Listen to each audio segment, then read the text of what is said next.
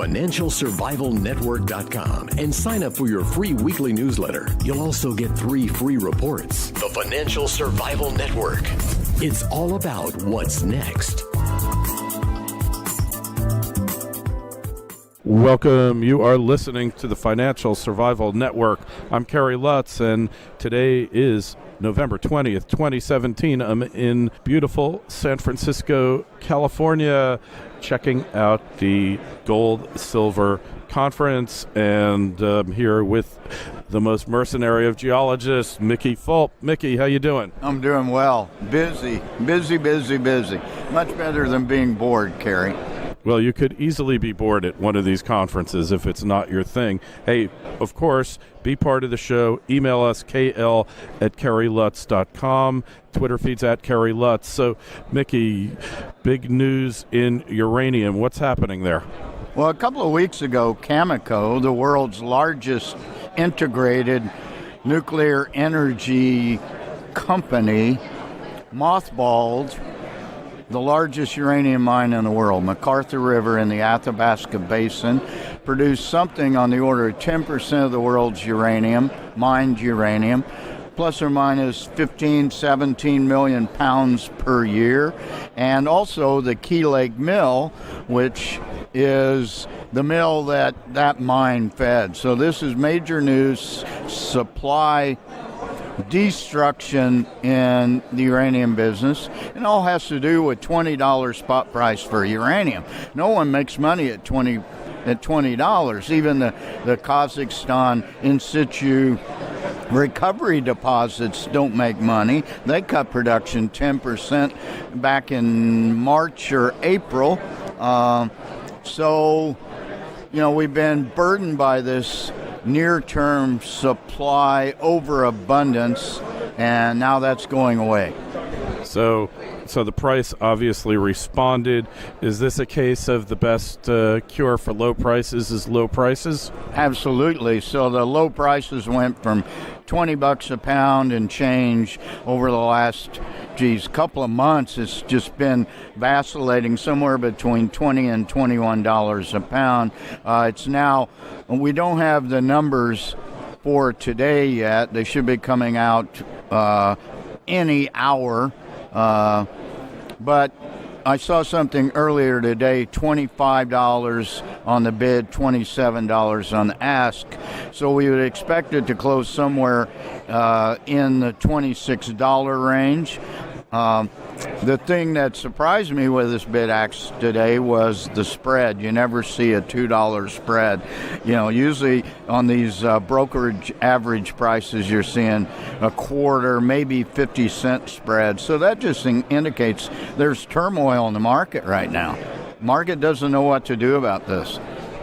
Obviously. So Cameco and their closure, is it a permanent closure or what kind of closure is it exactly? Great question, Kerry, and I got the answer to that. It's a 10-month closure.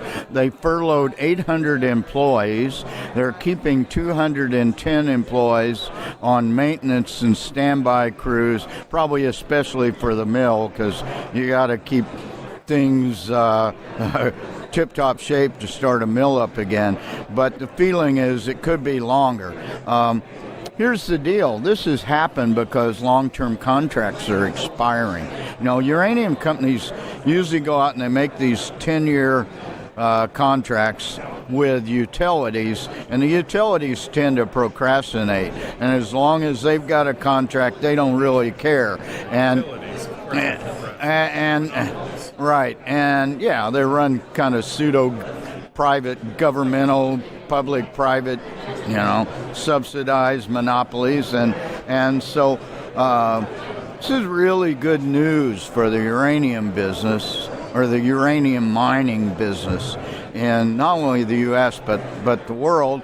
Supply destruction. In the meantime, we've got 9 more Japanese reactors scheduled to open by spring of 2018. There's 5 operating now, another 9, that's up to 14. We've got 56 power plants under construction, 26 of those are in China and India, only two in the U.S., but we do have two more under construction right now. So you see this big demand looming, and where's the supply going to come from? So here's the question, though. As far as the industry goes, it's not healthy. Do you want to be buying uranium explorers and developers now? What sector of the industry do you want to be concentrating on? Well, I think you need to buy developers and current or past producers. So because they're ready to go. And so as soon as the price, especially ISR uranium in U.S., as soon as that goes above $40 and stays there for a while, here comes the production. So those are the companies I think that you want to look at. But you can also just play the stocks. You know, there's a stock, Uranium Energy Corp, and I am a long-term shareholder, and I'm involved with that company, and they pay me to do various things for them, including interviews. They've been sponsors in the past, but that stock went from 97, 98 cents in the 1st of November, and it's $1.44 today. So, you know, you could have come in right after the 1st of November, whenever it was, first week of November when this announcement was made, and picked that thing off very cheap, and you would have made 50% of your money already. So perhaps, I mean, you and I in our monthly review, we follow uranium. We've been following it for years, and we followed it down and down and down. And now perhaps the trend has reversed, and maybe we're going to be following it up now from this point. Well, the thing about uranium, it's such a small and volatile market that it can move up very quickly. It moves up much more quickly than it moves down, and the speculators and traders will come in. And I'm not going to tell you that this is going to solve the world's uranium oversupply, but it's just one of the things going on. Meanwhile, we have a Trump administration who is very pro-nuclear. You know, you can say about uranium, it's a green metal because it has no carbon footprint. And no matter how some people oppose nuclear energy, it's the cleanest thing we have for base load electricity, and it's a no-brainer for the next 20 to 30 years to supply carbon-free energy. It's the only other than hydroelectric, and there's not very many places in the world where you can build big dams anymore and make a difference. So it seems to me nuclear energy is the answer to the world's supply electrical problems for the next 2 to 3 decades till we learn how to harness fusion. Or solar becomes practical, or Solar won't, because Kerry, come on, the sun doesn't shine 12 hours a day, and even in the sunniest parts of the world, the sun only shines 80% of the time during the day. So it's not baseload electricity, and wind is not baseload electricity because these turbines that spin around on occasion, they operate about 10% of the time, 15% of the time in the windiest places on Earth. Yeah, well, it's kind of interesting because nobody cares about uranium. I mean, it is a market that the world, 99% of the people in the world are completely indifferent to. Nobody realizes it, but in the U.S., we have issues here. A lot of our nuclear power plants are getting close to EOL, end of life. They're going to have to be decommissioned. And then the decision's going to have to be made, or it's being made now. Do we build more nuclear or switch to natural gas? They're being decommissioned in the East Coast, specifically New York, because of cheap gas. And you can refurbish these things. You don't have to decommission them. But you've got to be able to meet the capex required to renovate them. And and there's a movement afoot. They're 40-year designs, and now they're being increased to 60 years. And we have a Trump administration that is absolutely pro-nuclear, and that's going to make a really big difference, in my opinion. Well, interesting thing, like in New York State, Indian Point, happens to be close to where I used to live in New York. That is produces 20% of the electricity coming down to New York City, the New York metropolitan area. And in evening times, it's even higher than that, but they never talk about that. They never really explain to you how vital it is. And yet, the whole environmental movement, or whatever movement it is, I'm not sure it's environmental, anti-progress perhaps, has been intent on shutting that plant down for years and years, and now the governor would like to do it. But the reality is the region can't live without it. Well, and so you mentioned 20% of New York City, or the greater New York metropolitan area, the tri-state area there. 1 out of every 5 people, every time they turn on a light switch, it's nuclear powered, right? So do you know the percentage of electricity generated in the entire U.S.? What percentage that is from nuclear? It's 20%. So 1 out of 5 Americans, when they turn on a light switch, it's coming from a nuclear power plant. And better nuclear than a lot of the coal, the old coal plants, which I remember, and I'm sure you're old enough to remember the yellow skies, the sulfur dioxide hanging in the air, like when you drive into Manhattan when they used to burn coal. It was...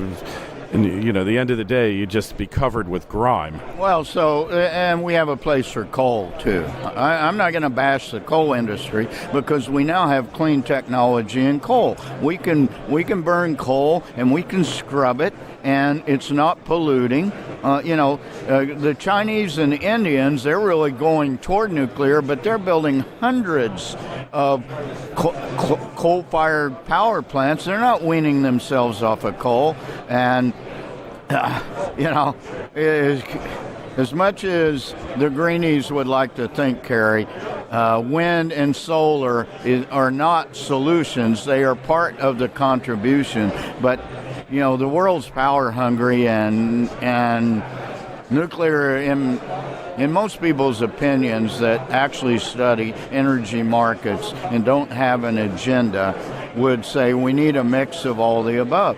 And there's a significant amount of the far left environmental, religious, fundamentalist crowd that are very pro-nuclear because it's green. It is green. The founder of Greenpeace is very pro-nuclear. Bill Gates is very pro-nuclear. He's contributed $100 million or something to the development of small modular reactors. So there are answers here.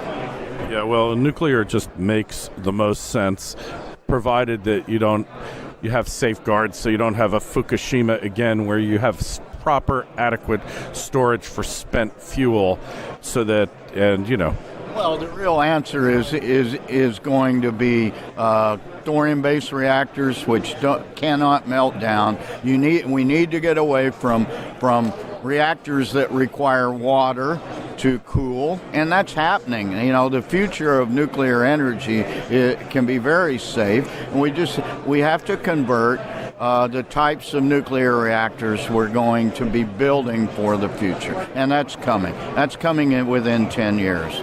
Yeah, already. This whole crop of nuclear reactors compared to our crop that's in production now from the 60s and 70s, there's no comparison to safety features. Right. We now have Generation 3 reactors, and they don't require pumps to pump water to cool, and that was the real problem with Fukushima. But I'll come back to how many people died from nuclear radiation poisoning at Fukushima. 0, okay? And there were 25,000 people killed by that tsunami.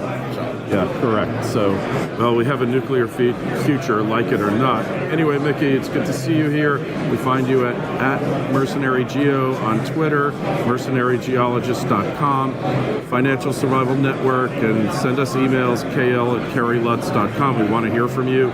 And the Twitter feed's at Kerry Lutz. The Facebook page is Financial Survival Network. Mickey, we'll talk to you again in a little more than a week and a half for the monthly review. All right, and I would like to thank the Cambridge House for putting on a really good gold and silver summit here. Hey, ditto that, and it's a lot of fun and a really well-done production. We'll see you shortly, Mickey. All right. Thanks a lot, Kerry.